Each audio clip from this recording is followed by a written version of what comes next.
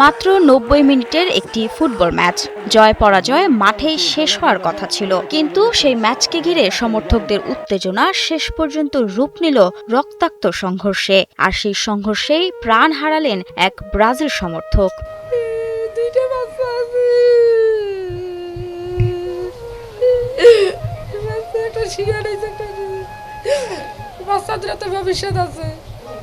মঙ্গলবার রাত 10:30টার দিকে কুমিল্লা আদর্শ সদর উপজেলার কোটবাড়ি বিশ্বরোড সংলগ্ন ধনপুর এলাকায় এ ঘটনা ঘটে। নিহত শরীফুল ইসলাম প্রায় ৮ মাস আগে কুমিল্লায় আসেন। জীবিকার তাগিদে তিনি মিশুক চালাতেন এবং এক বন্ধুর বাড়িতে ভাড়া থাকতেন। যখন ওনাকে নিয়ে আসে মৃত, তখন আমরা বের হয়ে দেখছি যে উনি এই অবস্থা। তখন যে সবার মুখ থেকে শুনছি যে খেলা নিয়ে সমস্যা হওয়ার পরে এই সমস্যাটা হয়েছে। মঙ্গলবার রাতে আর্জেন্টিনা মিশরের ফুটবল ম্যাচ চলাকালে আর্জেন্টিনা প্রথম গোল হজম করার পর ব্রাজিল সমর্থক শরীফুল ইসলাম উল্লাস প্রকাশ করে আর্জেন্টিনার সমর্থকদের উদ্দেশ্য করে কটাক্ষ করেন। এ ঘটনাকে কেন্দ্র করে উভয় পক্ষের মধ্যে উত্তেজনা সৃষ্টি হয়। এক পর্যায়ে কয়েকজন আর্জেন্টিনা সমর্থক শরীফুলের উপর হামলা চালিয়ে তাকে মারধর করেন।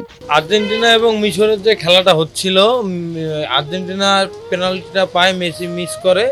এই মিস করার আগে ওই মৃত ব্যক্তিটি ওই অপর পক্ষকে যে মারছে তাকে বলছে যে তোর মেসি বাপ কই গোল দিতে পারলো, এটাকে কেন্দ্র করেই মারামারি হাতাহাতি।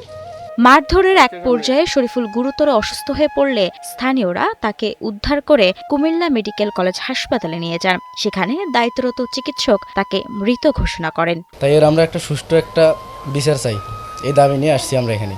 এ ঘটনায় এখন পর্যন্ত নিহতের পরিবারের পক্ষ থেকে কোনো লিখিত অভিযোগ পাওয়া যায়নি। অভিযোগ পাওয়া গেলে আইনগত ব্যবস্থা গ্রহণ করা হবে বলে জানান কোতোয়ালি মডেল থানার ভারপ্রাপ্ত কর্মকর্তা তৌহিদুল আনোয়ার। অভিযোগ দাখিল করার সাপেক্ষে আমরা মামলা নেব। মামলা প্রক্রিয়াধীন আছে। ফুটবল হোক আনন্দের, প্রতিদ্বন্দ্বিতা থাকুক শুধু মাঠের খেলায়। একটি দলকে সমর্থন করা কখনোই অন্যের প্রতি বিদ্বেষ বা সহিংসতার কারণ হতে পারে না। সামান্য তর্ক বা আবেগের বশে নেয়া একটি ভুল সিদ্ধান্ত মুহূর্তেই কেড়ে নিতে পারে একটি প্রাণ, ভেঙে দিতে পারে একটি পরিবারের স্বপ্ন। মাহমুদা মুন্নি, ৭১।